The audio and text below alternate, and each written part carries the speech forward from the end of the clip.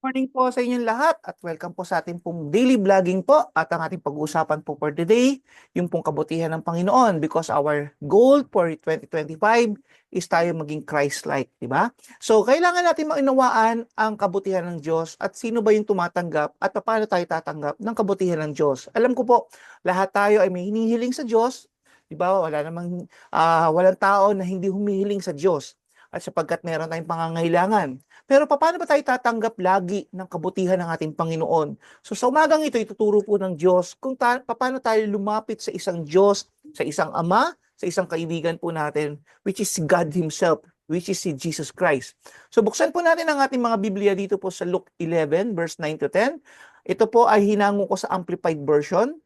Sabi po dito, so I say to you, ask and keep on asking, and it will be given to you. Seek and keep on seeking, and you will find. Knock, and keep on knocking, and the door will be open to you. For everyone who keeps on asking, ito po yung persistently, receive. He who keeps on seeking, persistently also, finds. And to him who keeps on knocking, persistently, the door will be open. Hallelujah! Purihin ng Panginoon. So, I believe marami po tayo mga hinihiling sa Diyos at minsan po nawawalan tayo ng gana na manalangin. Kasi po kung may gana po tayong manalangin, alam niyo po, sa totoo lang, maraming umaattend ng prayer meeting. But unfortunately, sa mga simbahan po na nakikita ko, pagdating sa prayer meeting ay hindi po ganun ka-excited ang mga tao. Bakit po? Because nakikita ko na they have their own priorities. Kasi kung meron talaga silang hinihingi kay Lord at alam nila si Lord ay mapagbigay, alam niyo po, magiging priority nila ang mga prayer meeting. Amen po ba? Pero ang nangyayari ay hindi po nagiging basta-basta kasi sumasagot si Lord ng mga prayers po natin. That's why maraming tao nakala nila when they ask God, parang pag hindi binigay kagad, hindi ako pinakinggan ng Lord, hindi yan para sa akin. So alam niyo po ba, ang paghingi po natin sa Lord, ang panalangin po, ay kagaya po ng isang natural na magulang. Kung tayo po ay nakaranas ng pagkabata natin, ibinigay ba lahat ng magulang po natin ang mga hinihingi natin? I believe hindi lahat. Ang isang tunay na magulang na magmahal sa kanyang anak ay hindi po ito binibigay lahat agad-agad sapagkat tinitimbang ng mga magulang kung ano yung makakabuti sa kanyang anak. Kung ito po ay makakasama, ay hindi niya po ibibigayan. At kung ito naman po kailangan ibigay pero may time lang po, may delay, I believe in proper time, ibibigay din po ng parents po yan. Amen po ba? Ganon din ang ating Heavenly Father. Pag tayo po yung humingi sa Heavenly Father po natin, hindi agad-agad lahat binibigay. There are three kinds po ng pagsagot ng ating Panginoon. It is yes. Pag sinabi ng prayer natin, sumagot ng Panginoon, yes, bibigay sa atin yan immediately. Kaya nga may tinatawag na instant prayer, answered prayer, di ba? At yun namang isa, no. Ano naman yung no? Pag sinabi ng Lord, walang sagot sa'yo. Pag nag-devotion ka, walang sagot sa'yo si Lord, at hindi nakita doon sa prayer mo na sumagot si Lord, I believe that answer is no. Hindi yan para sa'yo. Bakit po? Kasi God knows everything. Ano ba yung makakabuti sa bawat isa sa atin? And sometimes, ito po yung ayaw ng mga tao. Yung pangatlo, which is wait. Because there is always a timing. Papapansin niyo po, there are 4 seasons in 1 year. Dito sa ibang bayan, dito po sa bansang Pilipinas, only 2 seasons. The rainy season and the sunny season, yung summer. Diba? Pero sa ibang bayan po, there are 4 kinds of season. May winter, may summer, may autumn, and may spring. So there is season. So ngayon, anong sinasabi ng Lord? When we pray, it is God's timing for us to wait. Kasi meron siyang inilalaan na panahon, oras, para sa kasagutan ng panalangin natin. Amen po. Because God is a good Father and He knows everything kung ano yung makakasama at makakabuti sa atin. Ngayon, ang sinasabi po ng Matthew 21 verse 22, if you believe, you will receive whatever you ask in prayer. So ano sinasabi dito ng salita ng Diyos dito sa Matthew 21? Just have faith. Believe only. Pag humingi ka sa Lord, titignan po ng Panginoon yan kung ito po ba ay makakabuti sa atin. I-wait po niyan kung ito ay makakasama sa atin. Sino ba namang magulang magbibigay ng mga bagay na makakasama sa kanyang anak? Wala naman po, di ba? So lahat po yun ay ginagawa rin ng Panginoon sa atin. Wala pong exempted po sa atin. Pag tayo po ay mapapasama dun sa hinihingi natin, of course, hindi yan bibigay ng Heavenly Father. Kahit na mag-ayuno ka pa, kahit na yun nga, fasting, or ano pang ginagawa mo, mag-tantrums ka man, mag-pray ka man, mag-pray, mag-iyak-iyak ka man, kung hindi po ito makakabuti sa atin, hindi po yan nabibigay sa atin ng Lord. That's why it is, the answer of God is no. Okay. But if you believe na alam mo according to His will, ano po ba yung mga according to His will? Let's say, you have a sickness. When you pray to God, di ba? Consistently, persistently. Okay? Do you think God's will for you na magkaroon ka ng healing? Yes, according to the Bible, siya ay ating Diyos ng pagpapagaling. So, will po niya. Ang tinitingnan lang po ng Panginoon, yung faith mo ba? Nasaan yung faith mo? So, sabi dito, if you believe, you will receive whatever you ask for in prayer. At ang sinabi dito ng John 14:13 to 14, dito ko, John 14:13 to 14, and sabi dito, I will do whatever you ask in my name. Diba? So, ito po every time napapansin po ninyo pag nagpipray mga Christians po, no? In Jesus' name, the word Jesus. Because the name of Jesus is very powerful.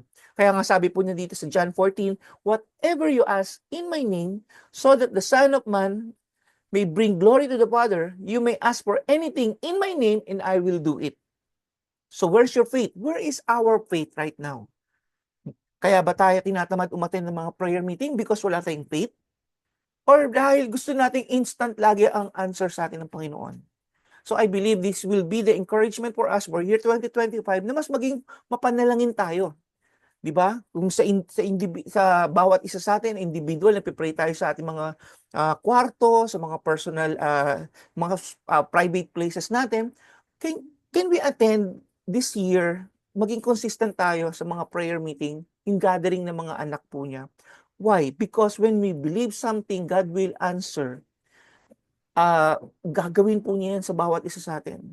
And sa panalangin po ng, halimbawa, yung corporate prayer na kung tawagin po natin, marami pong panalangin, hindi lang yung personal needs ng bawat isa. May mga panalangin din po tayo sa ating country. May panalangin tayo sa ating economy. May panalangin tayo sa lahat ng mga bagay na kung saan hindi lang yung pansarili natin ang dapat nating ipag-pray. Ang kailangan din natin ipag-pray yung ibang tao. Amen po ba? So, sasagutin ng Lord lahat yan. Ang tanong lang, ready ka bang tumanggap ng salitang no and wait? Amen? Hallelujah. So, sabi dito, God does more than we can ask. May hinihingi tayo. Let's say, ang hinihingi mo isang, kung ikaw ay bata, humingi ka ng isang cone ng ice cream. Okay. Kaya ba ni Lord magbigay ng cone ng ice cream? Yes. Kaya ba ni Lord magbigay ng isang galong ice cream? Yes.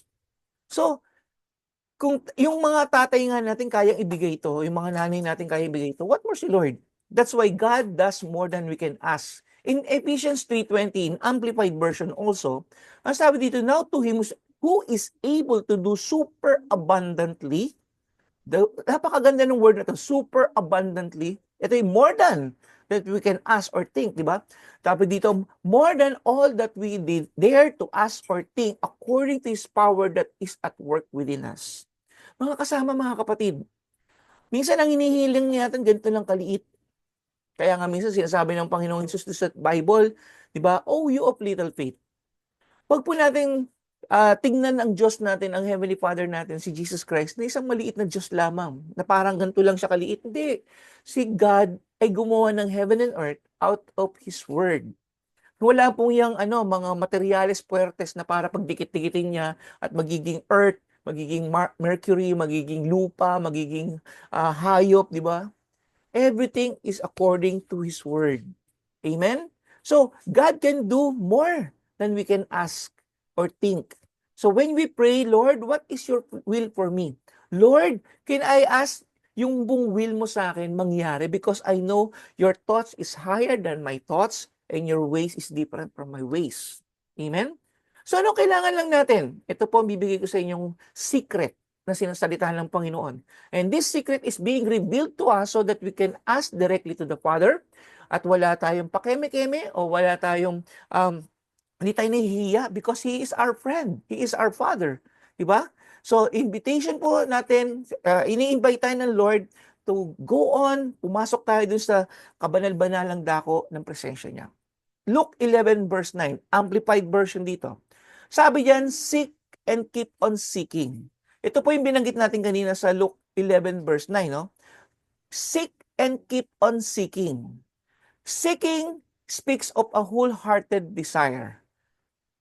Si Paul po, nag-proclaim siya ng kanyang desire sa buhay niya. Sabi ng Philippians 3:10, I want to know more, I want to know Christ and the power of His resurrection and the fellowship of sharing in His suffering. So gusto ni Pablo bilang isang disciple niya, bilang apostle niya, mas kilalanin pa si Lord. Alam niyo po minsan kasi ang ginagawa natin, hingi tayo ng hingi, pero hindi natin pinupuntahan yung nagbibigay. We are just looking for the gifts and not the giver. So, kailangan dito, kagaya ni Pablo, meron tayong heart to seek God. So, ipagpapatuloy ko po ito bukas, puputulin po muna natin today, kapagkat marami tayong maririnig na ituturo ng Panginoon sa buhay natin. Paano tayo kikilos ngayon 2025 when we ask God? Amen? Hallelujah. Father God, we thank you, Lord God, for this time that we are here together in your name.